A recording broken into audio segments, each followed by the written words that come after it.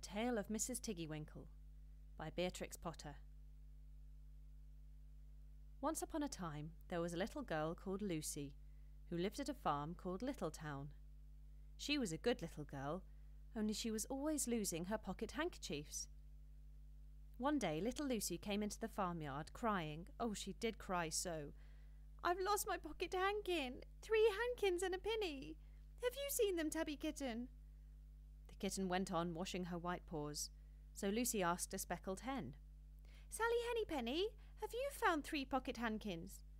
But the speckled hen ran into a barn, clucking, "I go Buffet, Buffet, Buffet." And then Lucy asked Cock Robin, sitting on a twig. Cock Robin looked sideways at Lucy with his bright black eye, and he flew over a stile and away. Lucy climbed upon the stile and looked up at the hill behind Littletown, a hill that goes up, up into the clouds as though it had no top. And a great way up the hillside she thought she saw some white things spread upon the grass. Lucy scrambled up the hill as fast as her stout legs would carry her. She ran along a steep pathway, up and up, until Littletown was right away down below. She could have dropped a pebble down the chimney. Presently she came to a spring, bubbling out from the hillside. Someone had stood a tin can upon a stone to catch the water, but the water was already running over, for the can was no bigger than an egg cup. And where the sand upon the path was wet, there were footmarks of a very small person. Lucy ran on and on. The path ended under a big rock. The grass was short and green, and there were clothes, props cut from bracken stems with lines of plaited rushes, and a heap of tiny clothespins, but no pocket handkerchiefs. But there was something else. A door, straight into the hill, and inside it someone was singing, "Lily white and clean, oh, with little frills between, oh, smooth and hot, red rusty spot, never here be seen, oh." Lucy knocked once, twice, and interrupted the song. A little frightened voice called out, "Who's that?" Lucy opened the door, and what do you think there was inside the hill? A nice clean kitchen with a flagged floor and wooden beams, just like any other farm kitchen. Only the ceiling was so low that Lucy's head nearly touched it, and the pots and pans were small, and so was everything there. There was a nice hot singy smell, and at the table, with an iron in her hand, stood a very stout short person staring anxiously at Lucy. Her print gown was tucked up, and she was wearing a large apron over her striped petticoat. Her little black nose went sniffle, sniffle, snuffle, and her eyes went twinkle, twinkle. And underneath her cap, where Lucy had yellow curls, the little person had prickles. "Who are you?" said Lucy. "Have you seen my pocket hankins?" The little person made a bob curtsy. "Oh, yes, if you please, my name is Mrs. Tiggy Winkle. Oh, yes, if you please, I'm an excellent clear starcher." And she took something out of a clothes basket and spread it on the ironing blanket. "What's that thing?" said Lucy. "That's not my pocket hankin." "Oh, no, if you please, there's a little scarlet waistcoat belonging to Cock Robin." And she ironed it and folded it and put it on one side. Then she took something else off a clothes horse. "That isn't my pinny," said Lucy. "Oh, no, if you please, that's a damask tablecloth belonging to Jenny Wren. Look how it's stained with currant wine. It's very bad to wash," said Mrs. Tiggy Winkle. Mrs. Tiggy Winkle's nose went sniffle, sniffle, snuffle, and her eyes went twinkle, twinkle, and she fetched another hot iron from the fire. "There's one of my pocket hankins," cried Lucy, "and there's my pinny." Mrs. Tiggy Winkle ironed it and goffered it and shook out the frills.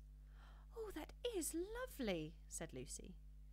"And what are these long yellow things with fingers like gloves?" "Oh, that's a pair of stockings belonging to Sally Hennypenny. Look how she's worn the heels out with scratching in the yard. She'll very soon go barefoot," said Mrs. Tiggy Winkle. "Why, there's another hankersniff. But it isn't mine, it's red." "Oh, no, if you please, this one belongs to old Mrs. Rabbit, and it did so smell of onions. I've had to wash it separately. I can't get out the smell." "There's another one of mine," said Lucy. "What are those funny little white things?" "That's a pair of mittens belonging to Tabby Kitten. I only have to iron them. She washes them herself." "There's my last pocket hankin," said Lucy. "And what are you dipping into the basin of starch?" "They're little dicky shirt fronts belonging to Tom Titmouse, most terribly particular," said Mrs. Tiggy Winkle. "Now I've finished my ironing, I'm going to air some clothes." "What are these dear soft fluffy things?" said Lucy. "Oh, those are woolen coats belonging to the little lambs at Skeggill." "Will their jackets take off?" asked Lucy. "Oh, yes, if you please 'em. Look at the sheep mark on the shoulder. And here's one marked for Gatesgarth and 3 that came from Littletown. They're always marked at washing," said Mrs. Tiggy Winkle. And she hung up all sorts and sizes of clothes, small brown coats of mice and one velvety black moleskin waistcoat, and a red tailcoat with no tail belonging to Squirrel Nutkin, and a very much shrunk blue jacket belonging to Peter Rabbit, and a petticoat, not marked, that had gone lost in the washing. And at last the basket was empty. Then Mrs. Tiggy Winkle made tea, a cup for herself and a cup for Lucy. They sat before the fire on a bench and looked sideways at one another. Mrs. Tiggy Winkle's hand holding the teacup was very, very brown and very, very wrinkly with the soap suds, and all through her gown and her cap there were hairpins sticking wrong end out, so that Lucy didn't like to sit too near her. When they had finished tea, they tied up the clothes in bundles, and Lucy's pocket handkerchiefs were folded up inside her clean pinny and fastened with a silver safety pin. And then they made up the fire with turf, and came out and locked the door and hid the key under the door-sill. Then away down the hill trotted Lucy and Mrs. Tiggy Winkle with the bundles of clothes. All the way down the path little animals came out of the fern to meet them. The very first that they met were Peter Rabbit and Benjamin Bunny, and she gave them their nice clean clothes, and all the animals and birds were so very much obliged to dear Mrs. Tiggy Winkle, so that at the bottom of the hill, when they came to the stile, there was nothing left to carry except Lucy's one little bundle. Lucy scrambled up the stile with the bundle in her hand, and then she turned to say good night and to thank the washerwoman. But what a very odd thing! Mrs. Tiggy Winkle had not waited either for thanks or for the washing bill. She was running up the hill, and where was her white frilled cap, and her shawl, and her gown, and her petticoat? And how small she had grown, and how brown, and covered with prickles!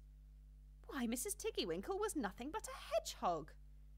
Now, some people say that little Lucy had been asleep upon the stile, but then how could she have found 3 clean pocket handkins and a pinny pinned with a silver safety pin? And besides, I have seen that door into the back of the hill called Cat Bell's, and besides, I am very well acquainted with dear Mrs. Tiggy Winkle. The end.